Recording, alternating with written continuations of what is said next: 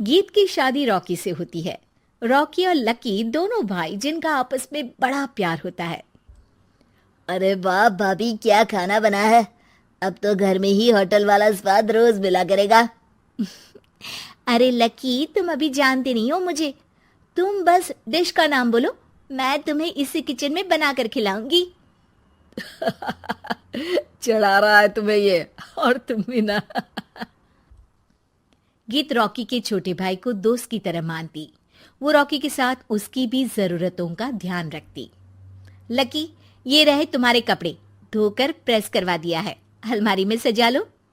अरे रख दो ना भाभी अलमारी में भी। हाँ हाँ, सब भाभी करेगी तो तू क्या करेगा।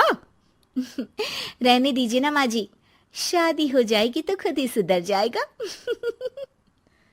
अरे रहने दो यार, तुम दोनों मेरे कपड़े यहीं पे रख दो। एक कपड़े अलमारी में रखने को क्या बोल दिया, शुरू हो गई। एक दिन, रॉकी सुनिए ना, कल जल्दी आ जाना, मुझे मायके जाना है, या सुबह छोड़ दीजिए और शाम को लेकर आ जाना। अरे नहीं नहीं, कल तो बिल्कुल पॉसिबल नहीं है, कल मीटिंग है। तुम लकी के साथ चली जाओ ना, और उसे कह देना कि शाम को लेकर भी आ जाएगा। लकी भाभी को लेकर मायके जाता है, शाम को लेकर भी आता है। आते वक्त, लकी, तुम्हारे लिए मैंने एक लड़की देखी है, बहुत सुंदर है। अच्छा, क्या बात है भाभी, मुझे भी दिखा दो, और उससे भी पूछ लो कि मुझसे शादी करेगी ना। इतनी सुंदर होगी तो मुझसे क्यों शादी करेगी भाभी। अरे वाह, क्या बुराई है तुम में, इतने अच्छे हो दिखने में। हाँ, बस अपनी भैया से थोड़ा कम हो। हाँ भाभी, आपको तो भैया से अच्छा कोई लगता ही नहीं है। लकी, तुम्हारे भैया हैं ही लाखों में एक। रात में दोनों घर आते हैं, लेकिन थोड़ी ही देर में उनके घर रॉकी की मौत की खबर आती है। हे भगवान, ये क्या हो गया। मेरा बेटा मुझे वापस कर दो।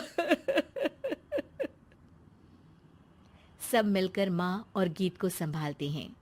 एक दिन, गीत बेटा, अब तो रॉकी रहा नहीं, तू देख ले अगर मायके जाना हो तो। गीत कुछ नहीं बोलती और कमरे में चली जाती है। एक दिन बुआ सास उन लोगों के घर आती है। अरे भाभी, किसकी नजर लग गई आप लोगों के घर में। मुझे तो लगता है कि इस लड़की के ही पैर ठीक नहीं है, तभी तो आते ही हमारे घर का चिराग खा गई। बुआ सास की बात सुनकर गीत को रोना आ जाता है।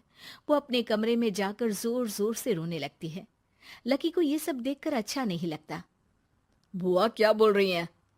किसी का जीना मरना ऊपर वाले के हाथ होता है, ना कि किसी के पैर पर। अरे देख लो भाभी, छोटा भी हाथ से निकल रहा है। ऐसा ना हो कि ये लड़की सबको आपके खिलाफ कर दे। तभी वहां गीत चाय लेकर आती है। लीजिए बुआ जी, चाय पी लीजिए। बुआ तो घर से चली जाती है, लेकिन सास के मन में गीत को लेकर नेगेटिव विचार भर जाते हैं। अब देख गीता, बहुत हुआ, यहाँ रहकर भी कुछ नहीं होगा। अच्छा होगा कि अपने मम्मी पापा को बोल के तुझे यहाँ से लेकर जाए। और गीत अपने मायके चली जाती है, जहां आस पड़ोस के लोग कहते हैं, अरे रे, बेचारी की शादी के 2 साल ही हुए थे, लेकिन पति नहीं रहा। सास ने भी घर से निकाल दिया। देखो भाई भाभी कब तक साथ रखते हैं। और शादी करा देनी चाहिए इसकी, तो उम्र ही क्या है इसकी। हाँ, लेकिन करेगा कौन। एक तो शादीशुदा, ऊपर से कलंक पति की मौत का। तभी वहां लकी आ जाता है और वो पड़ोसियों की बात सुन लेता है। लकी, तुम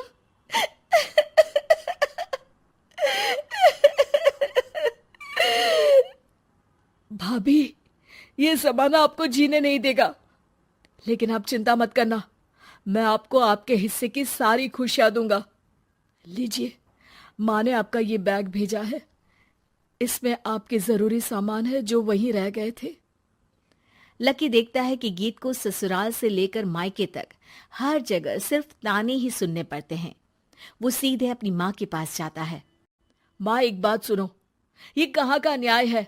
एक लड़की जो छोटी सी उम्र में अपना पति खो चुकी है, वो अब दुनिया के ताने भी झेल रही है। यार, ये तो गलत है ना माँ। हमें भाभी का सपोर्ट करना चाहिए। क्या भैया होते तो भाभी को ऐसा देखकर दुखी नहीं होते? अरे देख लकी, ये समाज ऐसा ही है, और भैया होते तो गीत की ये हालत होती ही नहीं। बिना पति के औरत को तो ये सब झेलना ही पड़ता है। लेकिन कोई तो जरिया होगा ना माँ, भाभी भी हमारे परिवार का हिस्सा है, हम कुछ तो कर सकते हैं ना उनके लिए। हिस्सा है नहीं, हिस्सा थी। और अब तू ज्यादा ना भाभी भाभी करना बंद कर दे, समझा? कुछ दिन ऐसे ही बीतते हैं और एक दिन लकी देखता है कि गीत उसके ही कॉलेज में पढ़ने आई है। अरे भाभी, आप यहाँ कॉलेज में कैसे? लकी, मैंने पढ़ने का निर्णय लिया है। शादी के कारण मेरी पढ़ाई को बीच में ही रोक दिया गया था, पर अब जब कुछ नहीं बचा तो मैंने सोचा पढ़ाई में ही मन लगाऊं। अरे आपने बिल्कुल सही सोचा भाभी। किसी भी तरह की कोई भी जरूरत हो तो प्लीज बिना किसी हिचक के बताना, मैं हूं आपकी मदद के लिए। लेकिन कहते हैं ना, गीत की जिंदगी में सब कुछ बहुत दिनों के लिए ठीक नहीं रहा और एक दिन क्लास में, अरे ये विधवा है, इसकी तो शादी हो चुकी है। क्या बात कर रहे हो? हमारे साथ तो बैठकर ऐसे पढ़ाई करती है जैसे बच्ची हो। अरे बच्ची नहीं, बहुत शातिर है ये। किसी को नहीं बताया कि ये शादीशुदा है, वरना हम इसे आंटी आंटी कहकर पुकारते ना।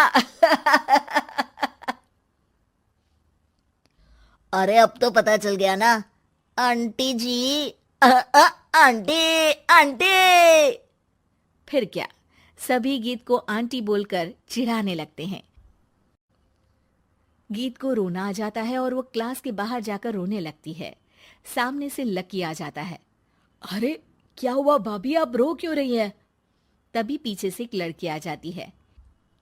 हे हैंडसम, इस औरत से ना दूर रहना, इसके प्यार में मत पड़ जाना, क्योंकि ये शादीशुदा है। हमारे साथ झूठ बोलकर हम जैसी ही रह रही थी। हाँ तो क्या गलत है? सही उम्र में तुम्हारे माता पिता तुम्हारी पढ़ाई छुड़वा देते तो आज तुम भी शादीशुदा ही होती ना। और इनका पति नहीं रहा, उसमें इनका क्या कसूर? अरे कोई अपने जीवन को नई शुरुआत दे रहा है तो तुम लोगों को क्यों मिर्ची लग रही है? अरे तुझे बड़ी दया आ रही है, कर लेना तू शादी। लकी तब तो कुछ नहीं बोलता, लेकिन ये बात उसके मन में घर कर जाती है। और फिर एक दिन, माँ, मैं गीत से शादी करना चाहता हूँ। अरे क्या बक रहा है बेटा, तेरा भाई तो खा गई वो, अब मैं अपना दूसरा लड़का नहीं खो सकती।